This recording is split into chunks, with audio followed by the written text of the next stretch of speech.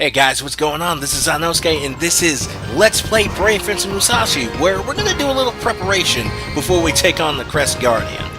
Now, you see me running around here in Twin Peak Mountains, and this is what I often do to grind up, because it's a great way to train your mind and your body, because there are plenty of enemies to take on. But I remember that I forgot to show off a couple of the powers. If you use the Earth Scroll next to a couple of enemies, they'll actually be stunned, leaving you free to do whatever you wish to them. And they say that for about 5 seconds. Here's also something I completely forgot about until I came back up here. Here's another technique. If you block something while fully charged, you use the Lumina counter. It will one-shot any normal enemy in the game right now, so it's, it's pretty indispensable. Also, I do a little Minku hunting. Now, you remember when we talked about the Minkus before? They're nocturnal, and they're hard to catch, because as I just demonstrated, and as I will demonstrate yet again, they are completely immune to the effects of the Earth Scroll, so you can't freeze them. And I'm not trying to hurt these guys, so I'm not going to use stun. But if you manage to catch them and throw them, they will give you a longevity berry, which will increase our HP by 25%, as you saw when the mayor actually gave us one for saving Steamwood. It's a good thing, and you should hunt them down, but they are very annoying to do. Now we're over here in this little part of Somnolent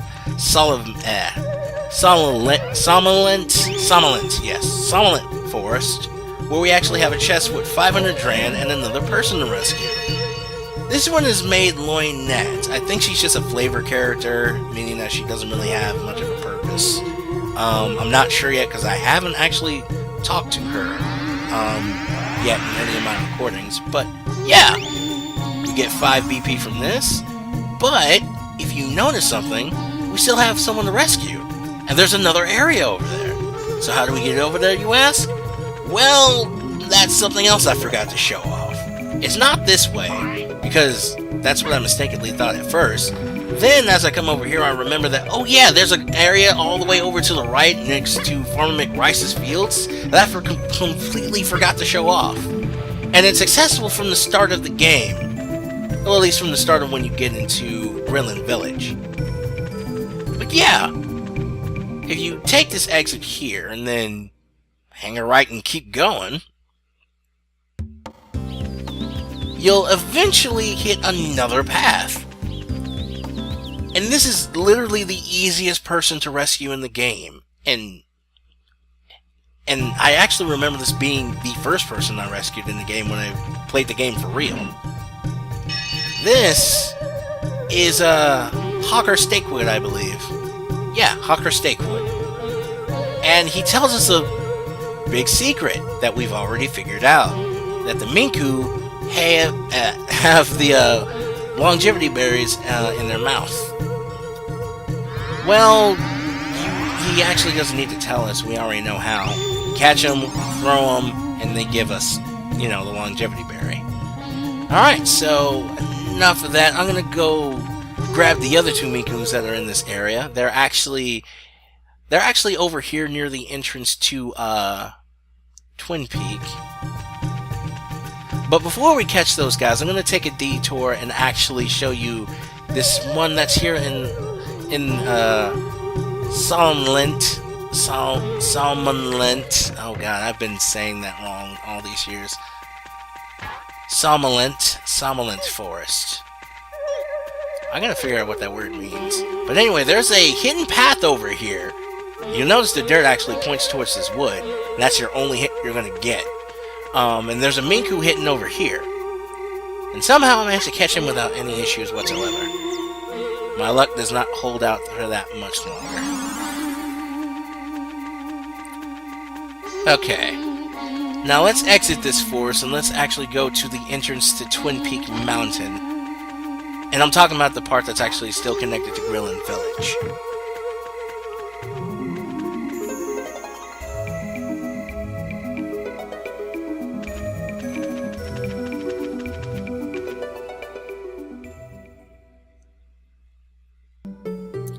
Alright, so the 2 Minkus are actually, let's see, one of them is on top of this cliff here next to this big vent.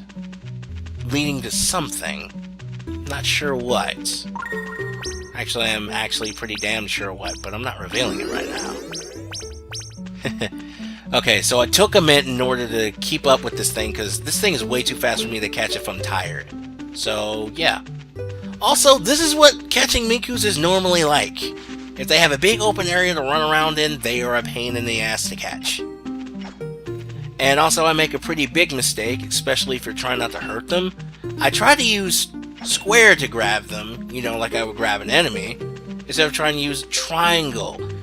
The reason why I'm saying this is that triangle, you won't hurt them as often because it's a very slow wind-up, and you're often going to be pointed in the direction that the Minku is actually in. See, I actually hurt it there, and I don't like hurting these guys. They're adorable. Plus, they're innocent. And I'm still swinging my sword at him. Yeah, try to catch him with triangle because it's much easier to not hit him. Or not hit them, I should say. Oh, also from now on, I'm not going to show me in the process of catching these guys. I'll just note their locations and show you where they are after I catch them. But I won't put you through the pain of watching me try to catch this thing for like 2 minutes. I'll spare you that. Okay, so the second one is actually over here in front of Forza's office on the ground, on the lower level. You know, over here next to this tree. Remember that pink piece of food that we saw earlier? Yeah, that's a Minku marker. Yes, I totally just coined that phrase. But anyway, it shows you where the Minkus are, and that's where you should, you know, search after 10 o'clock in order to come get them. You have to catch them by 5, otherwise they will run off into the dawn, and you have to try and catch them again. Also, don't worry about my my totals and stats and stuff. That'll fix itself. I had a couple of game crashes, and I had to do the section over. But anyway, let's go ahead and get that age coin appraised, because, well, it's just taking up inventory space, and I want to know what the hell this thing is. Okay, so he's going to go through his little spiel, and what is it? Ooh, it's a gold coin! Which is actually a gold game token. And it's worth 10 Dran. Hell, it's 10 Dran, let's take it! And if we talk to him, he'll just tell us that we got 5 pieces of the legendary armor. But yeah, that's about it. We're going to go ahead and head up to Twin Peak Mountain. We made all our preparations, and I'll show you all our equipment once we get up there. You know, as soon as I can climb this tree. There we go. And as I said before, we won't be able to access that bar until after Chapter 3, because we're in Chapter 2 right now. Alright, let's go ahead and get our access to Twin Peak Mountain. Let's go. Alright, so I got a question for you guys. You ready for the boss battle? Are you ready? Because I'm ready. Alright, so let me go ahead and show you the things that I actually have to prepare for this boss battle. I have 2 W gels and a sea drink, which is actually worth it to have now, and an antidote, which will cure poison, which I haven't shown off. We also have this old bread here, which restores BP by 10 and HP by 5, and we get rid of it because, well, I don't need to damage myself unnecessarily. But anyway, let's go ahead and head off into Hell's Valley. Also, I do have to apologize for something right now. I went to this boss battle about 4 times because there's these weird audio glitches that happen with the game when you emulate it. And I've tried everything, tried different settings and everything, but I couldn't get it to work right. So there will be some audio glitches, and I apologize for that in advance. But anyway, we come up here and we rescue this knitter. Now, I thought she was completely in a different place, but hey, cool, we rescued the knitter. She tells us about this thing called the legendary cloth, and the fact that it has miraculous powers. We will be taking advantage of that when the time comes. But anyway, we got a boss battle to fight, so let's keep going. As you might have noticed, the gimmick here is to use the Earth Scroll in order to knock boulders into this spike pit so we can keep moving along. And that's exactly how this boss fight works. You drop stuff on them from up above this thing, and it's kind of cool. Also, don't be stupid like me and run up after knocking this thing off. You'll get hurt. Anyway, here's a cutscene. Welcome, Sir Musashi. We will immediately open the gate to Hell's Valley for you. And help in the battle. Yes, we will. Yes, we will. All right, let's go to Hell's Valley. And so all four jump up and open up the gates to Hell's Valley. Now, what they'll do is they'll explain how this fight works, so I don't have to. So, see you when the boss battle starts. This is Hell's Valley? Is something supposed to happen here? This is definitely the place. Right, Lardwick? Yes, it is. I will state our battle plan. After the enemy comes, you must drop the objects that we place in the bucket above you. Yeah, and if you drop them from this height, the monster will be mincemeat. And when it's unconscious, smash its core. That'll destroy him. Destroy! Destroy! However, if one of us is injured, we temporarily won't be able to assist you. Don't worry, I won't let that happen to you guys. It's here! It's here! Man your post! Alright, ladies and gentlemen, here is the Earth Crest Guardian, Scorpion. Now, this guy is actually a pretty tough customer because he hits harder than any enemy that we've met in the game so far. Even more than that, Man-Eater. Now, these guys will load stuff in the baskets that we're supposed to drop on this guy. They'll load bombs, rocks, and antidotes. Scorpion himself has 3 different attacks. Or, he actually has 5 different attacks. He has the Sand Blaster here, which he uses to great effect. He also has a charge like that, which will do 20 damage. He will leap at you and smush you for 30 damage, and that really hurts. And I'm going to try and drop these bombs on him, but I have to be very careful because the bombs can hurt me as well.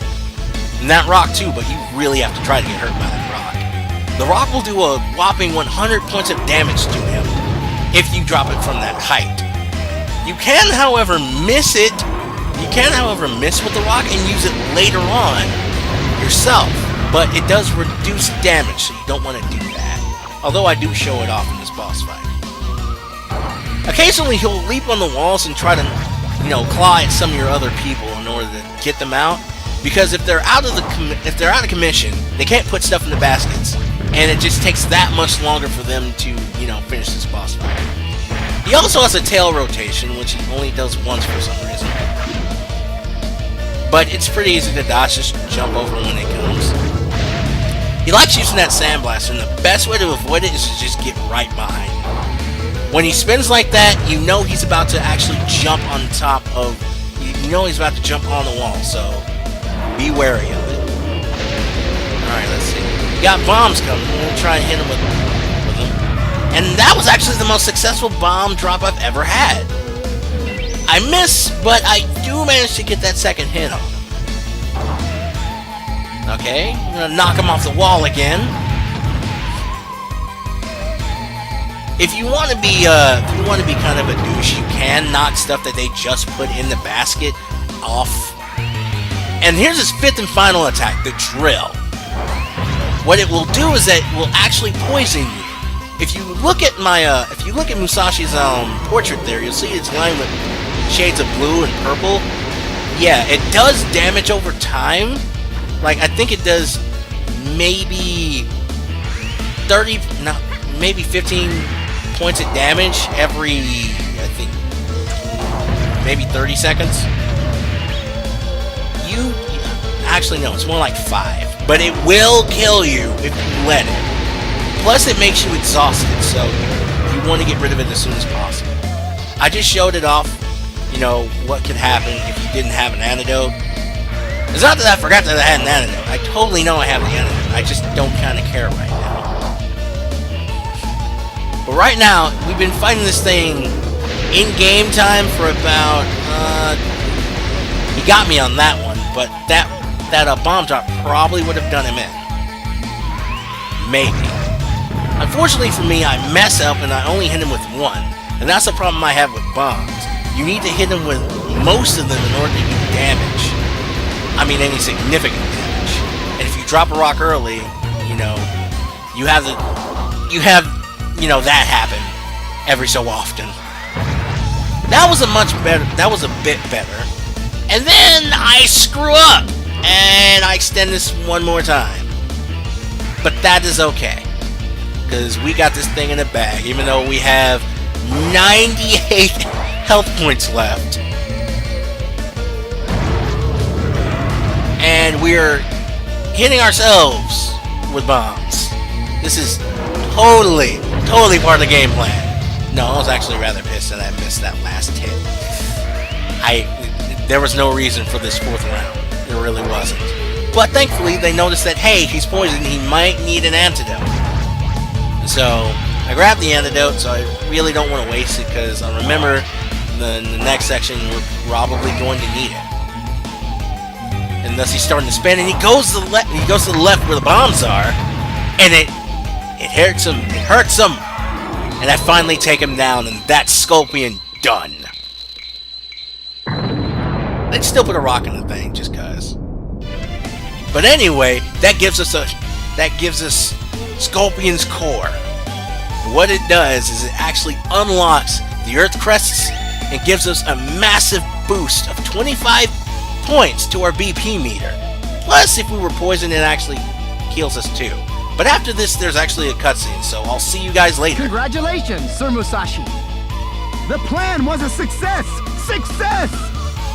You'd be a great carpenter. Carpenter!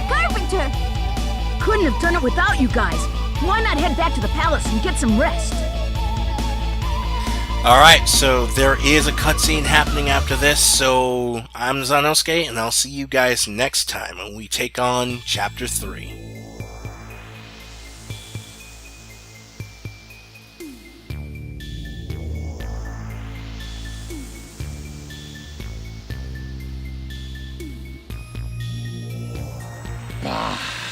That idiot! Rudrik was so close to having the scroll! Bah! I'm so sorry, Führer Flotsky, but Mission Vandy will not fail. What is that? What is Mission Bambi? The long-running research on upgrading Bincholoid soldiers has finally been completed. And using the results, we'll, have some fun with Musashi. Well, I hope so, darling. This better not waste my valuable time. I have nails to file. Well, anyway, do what you can, darling. Oh, be quiet, sis. I'll show you. I can do it, if I really put my mind to it. Well, we will see what happens. We want our beloved ex-emperor to be proud of us. As long as we have Lumina and the 5 scrolls, we can rebuild our empire. Bubbles, I am counting on you. Capricola, can I count on you too? Yes, you may, Führer.